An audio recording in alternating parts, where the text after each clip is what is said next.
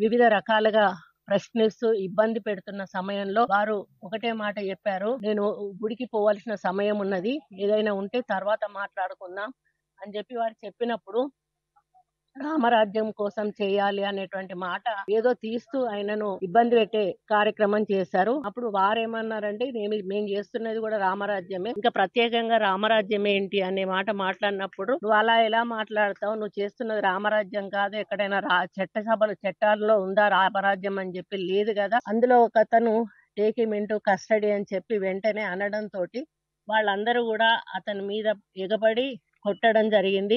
వెంటనే ఆయన రియాక్ట్ అయ్యి పోలీస్ డిపార్ట్‌మెంట్‌కు ఫోన్ జేయడం జరిగింది. వెంటనే మన డిపార్ట్‌మెంట్ వాళ్ళు గూడా స్పందించి వచ్చి మరి ఆ సీసీ ఫుటేజ్‌లు గాని వాళ్ళనందరిని గూడా గుర్తుపట్టి ముందు అందులో లీడింగ్ ఎవరైతే ఉన్నారో లీడర్‌షిప్‌లో వచ్చిన అతన్ని అరెస్ట్ చేయడం జరిగింది.